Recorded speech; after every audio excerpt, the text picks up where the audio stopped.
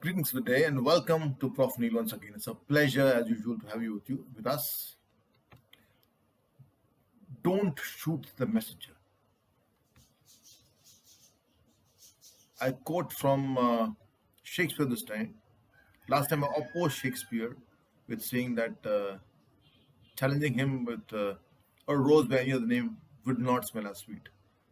This time I accept and agree that don't shoot the messenger. Take the message. Now this is quoted from Shakespeare's Henry IV, Part 2, when Cleopatra, on hearing that Mark Antony is marrying another woman, she threatens to blind the messenger. But the message, this message, and what I'm going to narrate, the narration of the day, is very important because it could mean a lot of difference to you also. It made a change in my thinking. It made a thinking for me. It changed my outlook to life. The incident happened way back in 1986 when I was doing my final year of third year of my hotel management diploma. A very normal incident. I mean, I had a viral infection. And as usual, when blood doctors in those days would give you a heavy dosage of antibiotics, that itself would make a person more weak. Plus, my smoking and my drinking liters of ginger tea did not help also. So there I was, standing in a very bad shape, leaning against the wall of the restaurant, training restaurant. It was a break time. It was early for the class, the practical class, because that teacher, the tyrant and a dictator of a slave driver of an instructor named Mr. Borgia Bedek, was very particular about punctuality. And I was dreading because I would be late because that's why with this cold, flu, etc. So I was early, much earlier than normal. I was in a bad shape that day. And I stood slumped there, my head down, my shoulders sagging, my backbone not straight as usual. I was more dreading, more than the flu and more than the viral, what I was dreading was that Mr. Borgia would really push, drive me more to work, give me more physical work than usual, to drive, to ensure that my mind went to give, what is that, the mind over matter philosophy, thought. And that's what was going to happen, but I was dreading that more.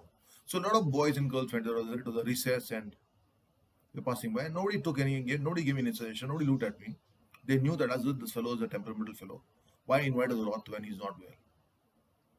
And then a girl came in a chef uniform. She passed by, she pivoted, turned, looked at me, came back to me, and came near me, and Neelkanth, when you're down, don't let the world know. Otherwise, the world will take advantage of you. My immediate response was under my breath. I had no energy. The four-letter word, the expletive, with the suffix of off. I said, this girl, Nahid, my junior by 1 year, had to choose this moment, this place to tell me this Gyan. God, I'm sick of this girl. We had a very indifferent relationship. Despite the fact that we both had studied in the same organization school, the Society of Jesus. She in the girls' school, I in the boys' school. She studied at Mount Carmel, I studied at St. Xavier's High School, Lahore. We traveled in the same bus route every to and fro daily. We shared a seat at times, yet we never spoke to each other. She was very stern, her demeanor, always very, very stern. Hoity-toity, I thought, let her be. But don't judge a book by its covers. That's another example of her. I thought she was hoity-toity. She's not actually. So there, she told me this, and Mr. Borgia, as usual, gave me the work. I forgot about this gyan that she had given me. Late in the day, during a theory class, when that food science or some boring lecture after lunch or tea was going on, I realized what she had told, the significance of what she had said. Don't need cutter when you're down. Don't let the world know you're down. Let the world take advantage. So it's got weight. That what she's told me, that's got weight, but let's try it out. So I pulled up my back like this and I sat and I felt good. I didn't feel pity for myself. So that day in the bus, she was there. We shared a seat. I tried to make small talk. Not very welcome. So I once again muttered under my breath the same complimentary remark that I had for her. But this time was a little less it was restrained because I said, okay, this girl has given me a good message. And I said, chalo, chhod do, maaf karo. I'll forgive her. In my magnanimity, I said, I'll forgive her. Great heart that I had. We I left college in 3 months to pursue my career. I joined a hotel.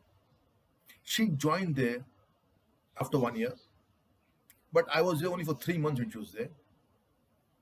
In that 3 months, which before which I moved away, I never got an opportunity. I don't know why to take her out for a coffee or a tea. I had taken out a lot of other girls for a date, but Nahid I missed out on. I don't know why. There should have been one good date.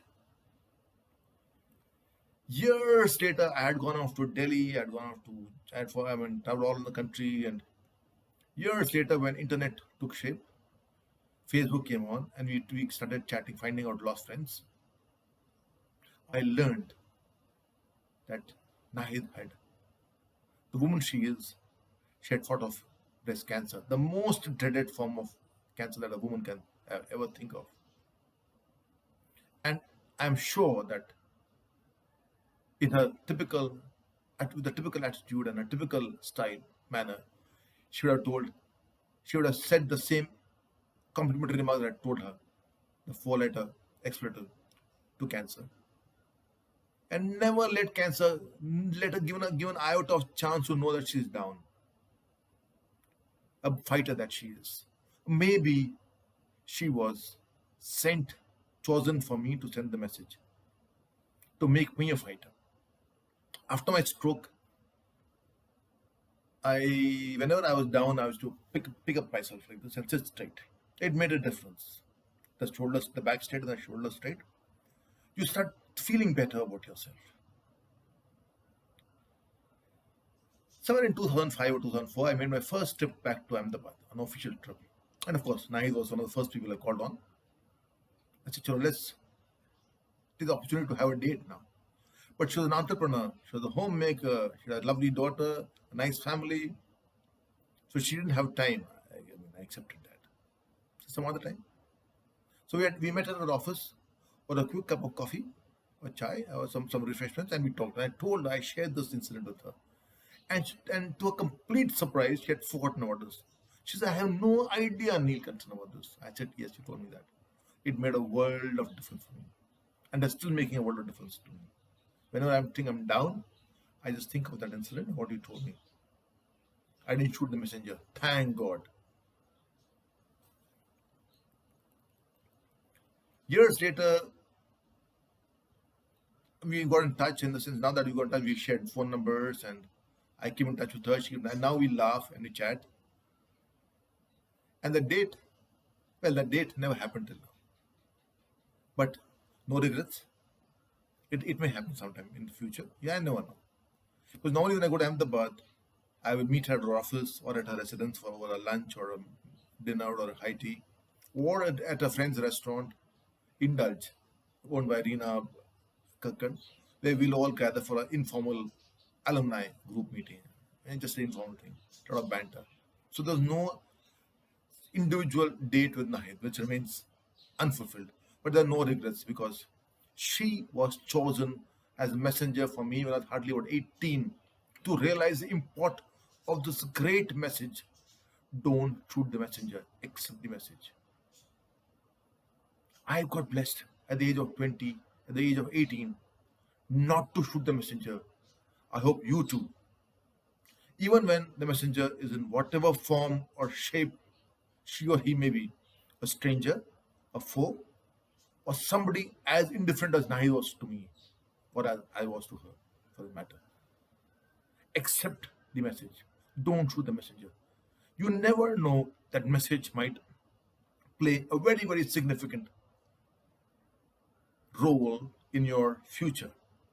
To a role to do what? To embrace the twist and to enjoy the turn. Thank you very much. And thank you, Nahid, very, very much.